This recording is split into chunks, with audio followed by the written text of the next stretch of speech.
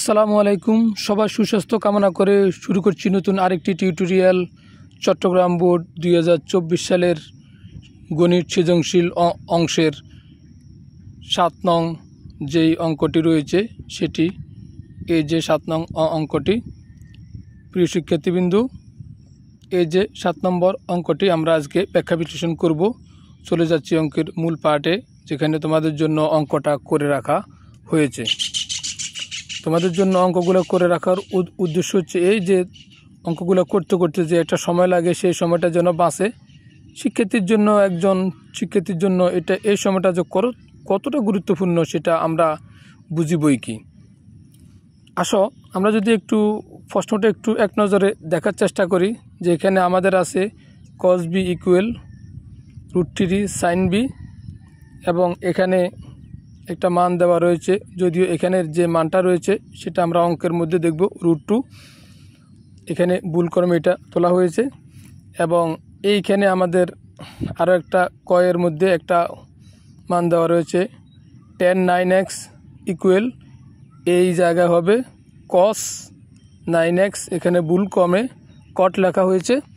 এরপরে আরও একটা মান এখানে যেটা রয়েছে এই জায়গার যে মানটা, এটার মান নির্ণয় করতে বলা হয়েছে, এবং উদ্দীপকের তথ্য অনুসারে ফি এর মান নির্ণয় করতে বলা হয়েছে। তো আমরা চলে যাচ্ছি অঙ্কের মূল অংশে, যেখানে প্রথমেই আমাদেরকে যে আমরা এই জায়গা যদি একটু লক্ষ্য করি, আমাদের এখানে এই যে মানটা আমরা দেওয়া আছে দিয়ে এটা লিখব,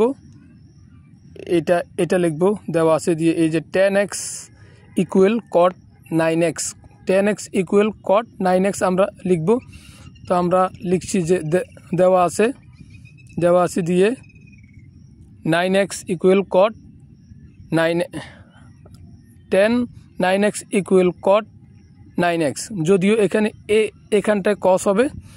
তো আমরা পরবর্তী লাইনে লক্ষ্য করো, tan এর সূত্র হচ্ছে, tan এর জন্য সূত্র হলো sin বাই cos।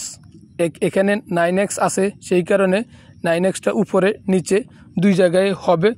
এখানে হলো cos x, তো সেই cos x এর জন্য লক্ষ্য করো, সেই cos x এর জন্য আমরা লিখতে পারি cot বাই sin, এবং এটা cot না হয়ে এখানে cos হবে।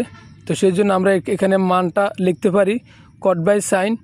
ও এখানে আমাদের 9x থাকার কারণে উপরে নিচে হরে এবং লবে আমাদের 9x হবে। এখন যদি আমরা লক্ষ্য করি এখানে আমাদের কি দাঁড়ায়, এখানে কিন্তু আমাদের sin বাই cos হবে, এই সূত্রের মানটা কিন্তু sin বাই cos হবে। tan সমান কি, tan সমান হলো sin by cos, sin by cos, অর্থাৎ এখানে cot এর জায়গায় cos হবে, আর এখানেও cot এর জায়গায় cos হবে, যে কারণে এখানে হবে cot 9x, সেই জন্য হবে cot বাই sin সূত্রটা। এখন আমরা যদি লক্ষ্য করি তাহলে আমাদের এখানে cos বাই cos গুণ করলে, এখানে আড়াআড়িভাবে যদি আমরা গুণ করি এই দিক থেকে এই দিকে, তাহলে হবে আমাদের sin, এবং sin গুণ করলে sin স্কোয়ার। আর এখানে 9xটা ঠিকই আছে, এবং অপর দিকে এখানে কিন্তু cos হবে, এখানে উপরে নিচে cos হবে, এবং এটা কিন্তু cot নয় cos হবে, তাহলে এখানে হবে cos স্কোয়ার 9। লক্ষ্য করো, এরপরে আমরা এখানে cos স্কোয়ারের সূত্র হলো 1 মাইনাস sin স্কোয়ার, এবং এখানে 9x থাকার কারণে নিচেও কিন্তু আমাদের 9x হবে। এখন এইখানে ঠিক যেটা আছে এখানেই উপরের লাইন থেকে নিচের লাইনে বসে যাবে, এবং এই জায়গায় যে মাইনাস 9xটা এটা স্থানান্তরিত হয়ে এদিকে চলে আসবে, অর্থাৎ ডান দিকে চলে আসবে। তাহলে ডান দিকে 9x এবং এখানে একটা 9x, তার মানে এটা দুইটা 9x স্কোয়ার, এখানে sin স্কোয়ার এবং এখানে sin স্কোয়ার।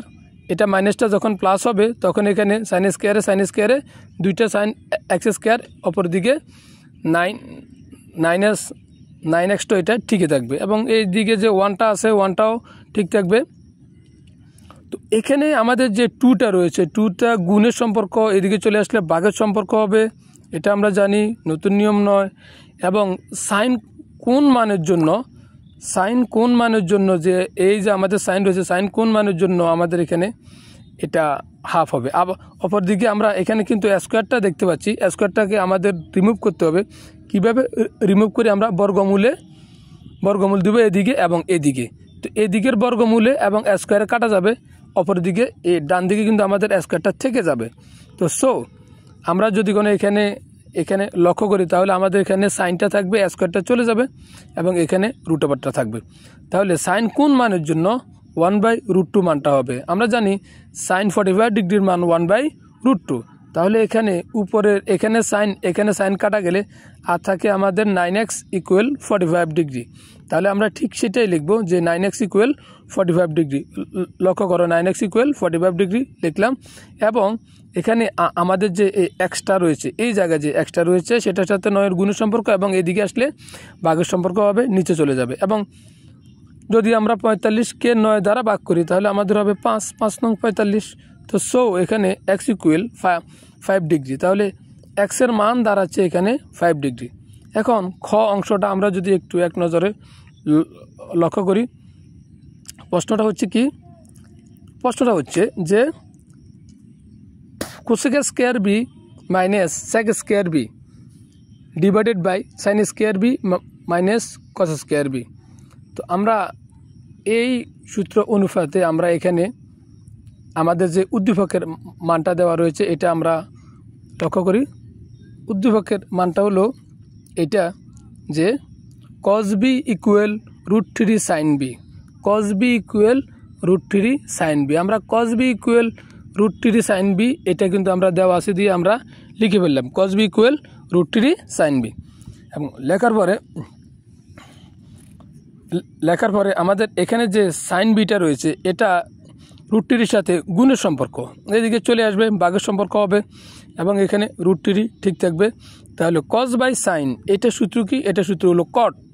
এখানে b রয়েছে তাহলে cot b এবং cot b থাকার কারণে এটাকে আমরা কিন্তু 1/10b আকারেও লিখতে পারি, কারণ cot b = 1/10b। যারা সূত্র জানো তোমরা তো জানো এই সূত্রগুলো।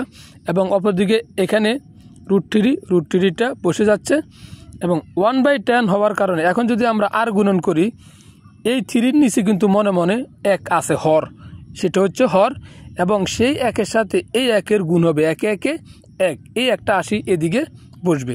বসার পরে এই tan bটার সাথে এই √3টা গুণ হবে, তাহলে কি হবে? tan √3 হবে, tan b √3 হবে এবং সেই tan bটা আমরা রেখে √3টা যদি আমরা স্থানান্তরিত করি বাম দিক থেকে ডান দিকে তাহলে সেটা নিচে চলে যাবে, √3 হবে। ওকে, এখন তাহলে আমরা tan b = 1/√3 মান পাচ্ছি। এবার আমাদের এই মানটার মান তারা বের করতে বলেছে যে cosec square b minus sec square b divided by sec square b plus cosec square b, এই মানটার মান বের করতে বলা হয়েছে। লক্ষ্য করে প্রিয় শিক্ষার্থী বন্ধুরা, cosec স্কয়ার b এর সূত্র হচ্ছে 1 + cot square b, sec square b এটা সূত্র হচ্ছে 1 + tan স্কয়ার b, তেমনিভাবে sec square b 1 + cot square b, এখানে এটা cosec স্কয়ারের জন্য 1 + cot স্কয়ার b এবং sec স্কয়ার b এটার জন্য 1 + tan স্কয়ার b। এখন এই জায়গায় যদি আমরা একটু খেয়াল করি আমাদের এই যে এখানে, তাহলে আমাদের এখানে আছে কি? cot স্কয়ার b, এই জায়গায় আমাদের আছে cot স্কয়ার b। আমরা cot স্কয়ার bটা কোথায় পাবো? এই যে cot স্কয়ার b = √3। তো সো আমরা এখানে cot স্কয়ার b এর জন্য এখানে আমরা √3 ধরবো, ধরার পরে এখানে কিন্তু স্কয়ার আছে সেই জন্য এখানে হোল স্কয়ার হবে এবং মাঝখানে মাইনাসটা হবে, 1-এর জায়গায় 1টা লিখবো, লেখার পরে আমরা চলে যাবো অঙ্কের পরবর্তী অংশে যেখানে 1-এর জায়গায় 1টা হবে এবং প্লাসের জায়গায় প্লাসটা হবে এবং এরপরে tan স্কয়ার b এইটার জন্য আমাদের মান হচ্ছে 1/√3। তাহলে 1/√3 হলে 1/√3 এটা এবং এটার জন্য কিন্তু আমাদের স্কয়ার আছে সেই জন্য এখানে স্কয়ারটা বসে যাবে, এখানেও ঠিক তেমনি স্কয়ারটা বসে যাবে। এবং পরবর্তীতে যদি আমরা একটু লক্ষ্য করি, √a স্কয়ারে কাটা যায়, এখানে √a স্কয়ারে কাটা যাবে। তাহলে আমরা কি পাচ্ছি? এখানে পাচ্ছি, লক্ষ্য করো 1 + 3, এখানে পাচ্ছি 1 + 3, এখানে মাঝখানে পাচ্ছি মাইনাস এবং এখানে পাচ্ছি 1 + 1/3, কারণ এখানে √a স্কয়ারে কাটা যাবে, এই যে স্কয়ারে কাটা যাবে, এই দুইটা কাটা যাবে, সেজন্য আমাদের এখানে হবে কত হবে? 1 + 1/3। এবং নিচে আমাদের কিন্তু ঠিক তদ্রূপই হবে 1 + 3। কীভাবে হবে এখানে লক্ষ্য করো, রুটে আর স্কোয়ারে কাটা যাবে, তাহলে এখানে 1 + 3 হবে। আমরা এই জায়গাটা এখানে 1 + 3, এই জায়গাটা আমরা এখানে 1 + 3 পাচ্ছি, এখানে প্লাসের জায়গায় প্লাসটা পাচ্ছি। এবং এই জায়গায় যদি আমরা লক্ষ্য করি, এই 1-এর জায়গায় আমরা 1 লিখছি, এবং এখানে এই জায়গায় লক্ষ্য করো √3² দুইটা কাটা, তাহলে আর কি থাকে 1/3। তাহলে এখানে কিন্তু আমাদের 1/3 থাকে এই জায়গায়, লক্ষ্য করো 1/3। এখন আমরা যদি পরবর্তী লাইনে খেয়াল করি, তাহলে এখানে আমাদের 3 এবং 1 যোগ করলে হয়। এখানে আমরা এটা এই জায়গায় লিখলাম, এবং এখানে মাইনাসটা ঠিক আছে, মাইনাসটা, এবং এ মাইনাসে এ প্লাসে, লক্ষ্য করো আমি এটাকে বৃত্তাকার করে দিচ্ছি, মাইনাসে প্লাসে, মাইনাসে প্লাসে মাইনাস, এখানে মাইনাসটা হবে। এবং এখানে কিন্তু প্লাস প্লাস এগুলো সবগুলোই প্লাস হতে প্লাস হবে, নিচে কোনো আমাদের এখানে কোনো ঝামেলা নেই। এখানে 1 3 + 1 1/3 এগুলা ঠিকই বসে যাবে। এখানে আমাদের এই জায়গায় আমাদের এগুলো ঠিকই বসলো। এবং বসার পরে আমরা যদি একটু খেয়াল করি, কি খেয়াল করব, যে আমরা তো এটা পেয়েছি, তাই তো, এটা আমরা পেলাম। এটা আমরা কীভাবে পেয়েছি লক্ষ্য করো, এখানে +3 -3 কাটা, তাহলে আর কি থাকে 3 থাকে মাইনাস থাকে 1/3 1/3 থাকে, লক্ষ্য করো 3 এরপরে হচ্ছে মাইনাস, এখানে মাইনাস থাকতেছে, এরপরে 1/3 এবং এখানে দেখো 1 3 3-এর একে 4 4-এর একে 5, তার মানে আমরা এখানে 5 পাচ্ছি, এখানে 5, এরপর হলো প্লাস 1/3 তাহলে এখানে এই যে এই অংশটা আমরা পেলাম, এটার আলোকে নিচে কিন্তু এখন আমাদের 3 আছে, 3টা এখানে বসলো। এখন আমরা যদি এই জায়গায় খেয়াল করি, এই 3টা এখানে বসলো, এরপরে এইখানে আমরা আসি, এই জায়গাটা যদি কাজ করি, এই 3-এর সাথে 3-এর আমরা যদি গুণ করি 3 3 9, তাহলে এটা আমরা কোথায় লিখব, এখানে লিখব, মাইনাস লিখলাম, এবং এখানে 1টা লিখে ফেলার পরে এরপরে আমাদের নিচে কিন্তু আমাদের 3টাই থাকবে, এবং পাশাপাশি আমরা এ 5 এবং এ 3 গুণ করব, হর দিয়ে ভাগ লব দিয়ে গুণনের কাজ, 3 3 5 15 হবে, এরপরে 1টা হবে, এরপরে এবং নিচে 3টা এটা ঠিকই থাকবে, নিচের যে 3টা রয়েছে এখানে, এই 3টা এখানে ঠিকই বসে থাকবে। এবং পরবর্তী লাইনে আমরা কি করব লক্ষ্য করো প্রিয় শিক্ষার্থীবৃন্দু, এখানে যে আমাদের সংখ্যাটা রয়েছে, এখানে 9 থেকে 1 গেলে 8, এখানে দেখো 8, নিচে 3-এ 3, দেখো এখানে 3, 15 আর 1-এ 16, দেখো এখানে 16, এবং নিচে 3-এর 3টে ঠিক থাকলো। এবং পরবর্তী লাইনে যদি আমরা এখানে খেয়াল করি, কি দেখতে পাই, 8/3 লিখলাম, লেখার পরে এখানে যে বাঘ চিহ্নটা রয়েছে, এটা এই বাঘটাকে আমরা গুণ করে দেব, গুণ করে দিলে এই যে নিচে 3টা এটা উপরে উঠবে, এখানে আসবে, এবং উপরে 16টা এখানে 16টা এখানে আসবে। আচ্ছা, পরে এখন কাটাকাটি করব, লক্ষ্য করো কাটাকাটি কত করব, উপরে 3 নিচে 3 কাটা, 8-এ 1-এ 8, 8 2 16, এই যে 2 16 বললাম, এটা কিন্তু এই উপরে কিছু না থাকার কারণে, ভগ্নাংশের কারণে এখানে 1 হবে। অনেক সময় ছাত্রছাত্রীরা তোমরা এটা ভুল করে ফেলো যে ভগ্নাংশ, তারপরেও কিন্তু তোমরা কিছু না থাকার কারণে এই জায়গায় 0 দিয়ে দাও, যেটা ম্যাক্সিমাম স্টুডেন্ট কিন্তু এই ভুলটা করো। এখানে এই ভুলটা করা যাবে না, এখানে 1 হবে। আমরা গ নম্বর প্রশ্নে চলে যাচ্ছি, যেখানে আমাদেরকে বলা হয়েছে, আমরা একটু এক নজরে প্রশ্নটা দেখব, যে গ নম্বর প্রশ্নটা আমরা একটু দেখব। এই যে গটা বলেছে ফি এর মান নির্ণয় করো, এখানে গ নম্বরে আমাদেরকে বলেছে যে ফি এর মান নির্ণয় করো, এটা উদ্দীপকের তথ্যের আলোকে ফি এর মান নির্ণয় করো। আমরা কিন্তু ফি এর মান নির্ণয় করব এখন গ। তাহলে লক্ষ্য করো, এখানে আমরা দেওয়া আছে দিয়ে এই জিনিসটা আমরা নিয়ে আসবো, এটা উদ্দীপক থেকে। আমরা চলে যাচ্ছি অঙ্কের পরবর্তী অংশে। লক্ষ্য করো, এখানে আমাদের দেওয়া আছে, আমি তোমাদেরকে বলছিলাম কিছুক্ষণ আগে যে এখানে আমাদের এই যে √3 এটা কিন্তু √2, এটা ভুল উঠানো হয়েছে। তো আমরা এটাকে দেওয়া আছে দিয়ে লিখছি, লক্ষ্য করো দেওয়া আছে কি দেওয়া আছে, √2 মাইনাস সাইন ফি ইকুয়াল কস ফি। তো আমরা এটা দেওয়া আছে দিয়ে লিখছি √2 মাইনাস সাইন ফি ইকুয়াল কস ফি। এবং এই যে এখানে সাইন ফি, এটা কিন্তু মাইনাস সাইন ফি, এটা স্থানান্তরিত হয়ে প্লাস সাইন ফি হয়েছে। এবং এই যে এখানে 2টা কিন্তু এটা এই দিকে রয়েছে, অর্থাৎ বাম দিকে রয়েছে। এই যে এখানে কস ফি, এটাকে কিন্তু স্থানান্তরিত হয়ে এটা কিন্তু বাম দিকে যাওয়া হয়েছে, যে কারণে এটা মাইনাস। এখন মাইনাস হওয়ার পরে পরবর্তীতে আমরা পুরো রাশিটা, বাম পক্ষের রাশিটাকে অর্থাৎ ডান দিকে নিয়ে আসবো। ডান দিকের পুরা রাশিটাকে আমরা বাম দিকে নিয়ে যাব। এরপরে আমাদের যে অবস্থাটা হবে, আমরা এটাকে এই অবস্থায় পাবো, অর্থাৎ বাম দিকেরটা ডান দিকে, ডান দিকেরটা বাম দিকে আনলে আমরা রাশিটা পাচ্ছি এইটা। এখন আমরা এই পুরা বাম পক্ষের রাশি এবং পুরা ডান পক্ষের রাশি দুটোকে আমরা স্কোয়ার করব, বর্গ করব। তো বর্গ করলে কি হয়, হোল স্কোয়ার হয়। এখন এখানেও হোল স্কোয়ার হবে, এখানেও হোল স্কোয়ার হবে। এখানে যখন হোল স্কোয়ার হয়, এখানে কিন্তু দুইটা রাশি দাঁড়ায়, একটা হচ্ছে এ, একটা হচ্ছে বি।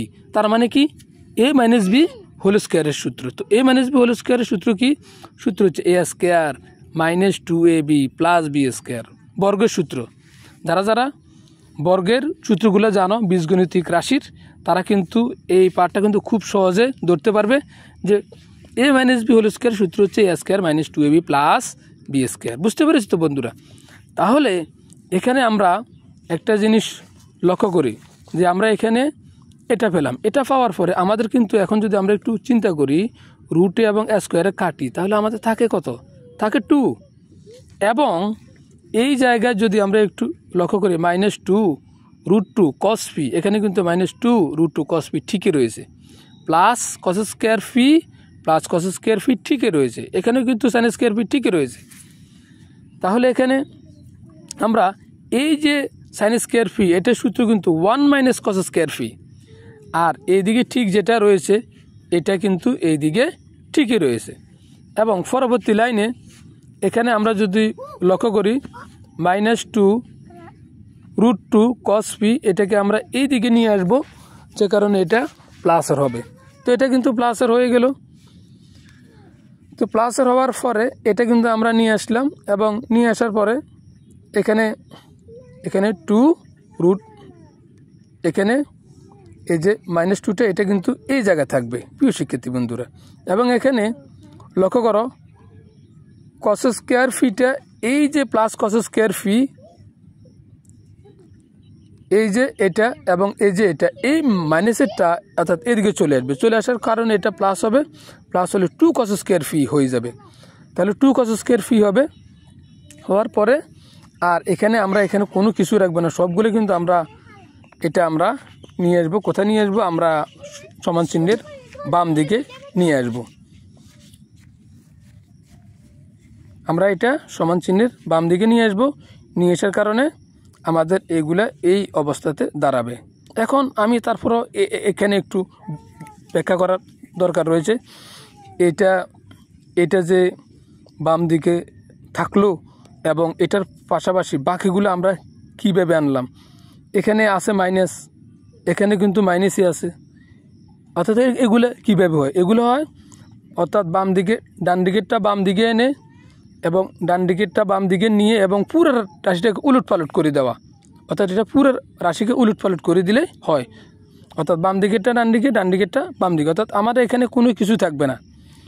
লক্ষ্য করো এখানে যদি আমি cos স্কোয়ার ফি প্লাসের হয়, এখানে কিন্তু আমাদের মাইনাসের, তার মানে আমি এই যে মাইনাসের এটাকে ডান দিকে নিলে তাহলে 2টা cos স্কোয়ার ফি হয়। এই 2টা cos স্কোয়ার ফি হওয়ার কারণে এই ফুল জিনিসটাই আমরা যদি কোনো বাম দিকেটা ডান দিকে নিয়ে যাই, তখন সেটা প্লাসেতে থাকে। এই কাজটিই হয়েছে কিন্তু। তো এটা কিন্তু অবস্থাটা এরকমভাবে দাঁড়ায়। তো দাঁড়ানোর ফলে আমরা যেটা পাচ্ছি সেটা হলো এইটা। এখন এখানে একটা জিনিস আমরা লক্ষ্য করি, সেটা হলো এটাকে আমরা 2টাকে যদি আমরা এই অংশটাকে 2টাকে আমরা √2 দিয়ে হোল স্কয়ার দিই, তাহলে আমাদের কাটাকাটি করলে √a স্কয়ারে কাটা, তাহলে আমাদের এটা a হয়।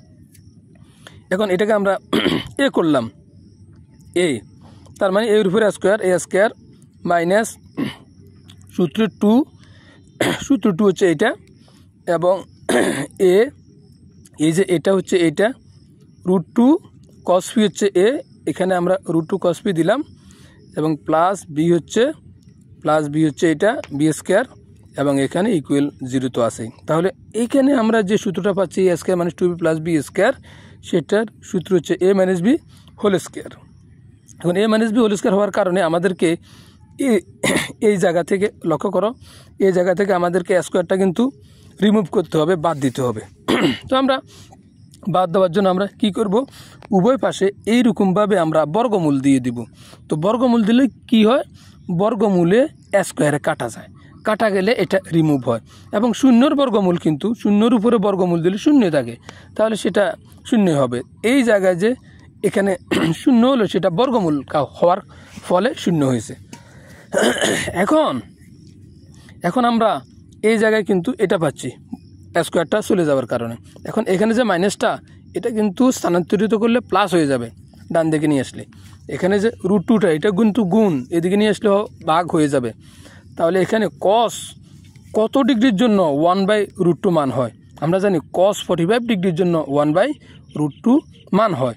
তাহলে আমরা এখানে বাম পক্ষে cos, ডান পক্ষে cos যদি আমরা কাটাকাটি করি, তাহলে আর কি থাকে, তাহলে আর থাকে হচ্ছে ফি ইকুয়াল 45 ডিগ্রি। তাহলে এখানে আমরা ফি এর মান পাচ্ছি 45 ডিগ্রি। আমাদেরকে গ অংশে বলা হয়েছে যে ফি এর মান বের করো। আমাদের অঙ্কটি যদি তোমাদের ভালো লাগে তবে তোমরা লাইক সাবস্ক্রাইব করতে ভুলবে না, এবং সেই সাথে সাথে শেয়ার করতেও ভুলবে না, বন্ধুদেরকে জানিয়ে দিবে, যাতে করে তোমার অন্য বন্ধুরাও এই অঙ্কটি করে উপকৃত হতে পারে। ধন্যবাদ, আল্লাহ হাফেজ।